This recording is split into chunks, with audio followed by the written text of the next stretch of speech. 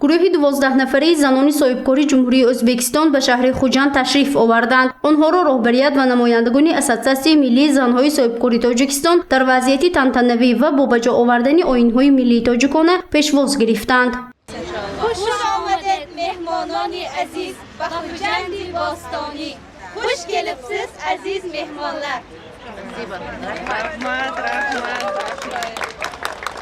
در دایره سفری کاری مهمانان در شهر خوجند فورم زنهای صاحبکاری تاجیکستان و ازبکستان برگزار گردید که در آن بیشتر از فعالیت صاحبکاری دو کشور سخن کرده شد. زنان صاحبکاری موفق دمومی چند روز با فعالیت صاحبکار زنانی تاجیک شناس شده از تجربه کاری یکدیگر باخبر میشوند. تاکید گردید که حالا اساسیه ملی زنهای صاحبکاری تاجیکستان لایحه استارتاپ های زنان و جوانان را عملی کرده ایستاده است. اساسیه ماهی مارت سال روان لایحه بیزنس اکسلراتور برای زنها، دختران و جوانان را در شهر خوجند آغاز کرده بود. لایحه با دستگیری مالیوی برنامه یوساید آید به رشد صاحبکاری و بهترگردانی فضای صاحبکاری تطبیق کرده می شود. حالا بیزنس اکسلراتوران لایحه علاقه بیش از 100 رزیدنت دارد که در مشغولیت ها شرکت ورزیده برای عملی شدن ایده های بیزنسشان دستگیری می یابند. اکنون رهبرانی هر دو تشکیلات اساسیه ملی زنهای صاحبکاری تاجیکستان گلبهار محکمова و اساسیه زنهای صاحبکاری ازبکستان گلنورا محمودova نیت دارند که همکاری ها را وسعت بخشیده باز چند تشبس و لایحه‌های مشترک را در سمت رشد صاحبکاری بانوان در منطقه آسیای مرکزی راه اندازی کنند. 10 женщин успешных предпринимателей Ташкентской области приезжают на несколько дней. 3 дня они будут с рабочим визитом. И в рамках этого рабочего визита они планируют встретиться с нашими, во-первых, стартаперами, молодыми женщинами, с которыми мы сейчас работаем в направлении их поддержки по реализации их бизнес-идей. Это начинающие предприниматели. Они будут предоставлять мастер-классы, бизнес-консультации для начинающих женщин-предпринимателей.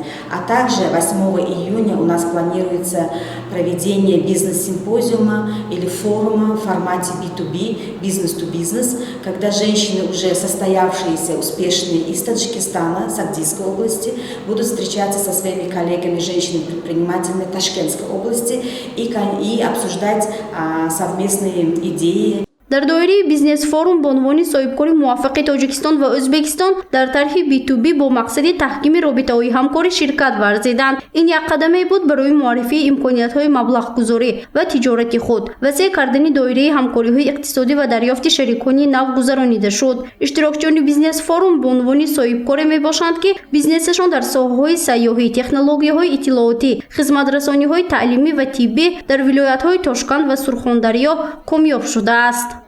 На одной ярмарке мы встретились с делегацией Таджикистана, именно руководителем фирмы «Атлас и Худжанд».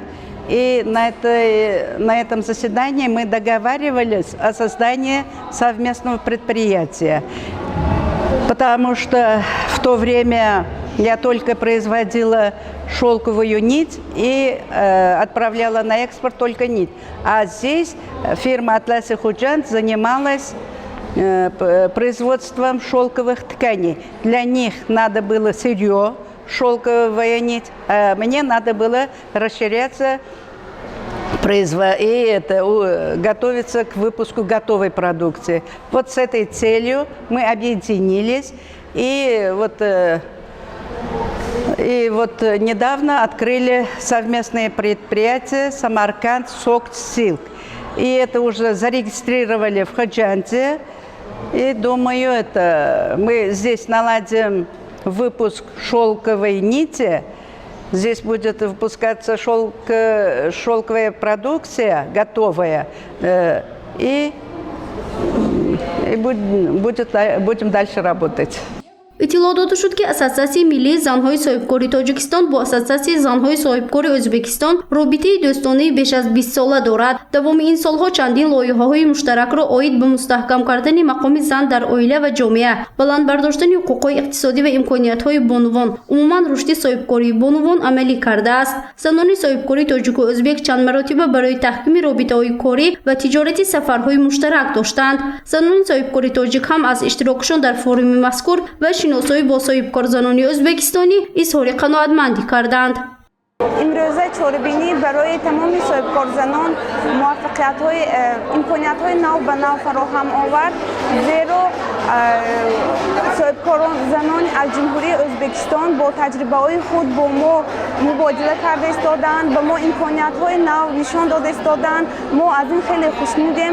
برای همکاری در آینده با صاحبکار زنانی جمهوری ازبکستان تیار آماده می‌باشیم. تاکید گردید که حالا برای رشد بیزنسی زنان شرایط مساعد فراهم آورده شده است. این مسئله در مرکز توجه حکومت جمهوری تاجیکستان است، زیرا سنه 16 مارس در مجلس شورای اینوستیسیونی پرزیدنت جمهوری تاجیکستان محترم امامعلی رحمان درباره تهیه برنامه ملی رشد صاحبکاری زنان سپارش داده بودند. این بار دیگر تصدیق می‌کند که مسئله بلند برداشتن فعالیت اقتصادی زنان کشور برای رشد اجتماعی و اقتصادی جمهوری تاجیکستان در مرکز توجه سرور دولت قرار دارد. گزارش فرزانه شمسی و نعیم جان ایوباف برای برنامه اطلاعاتی خبر.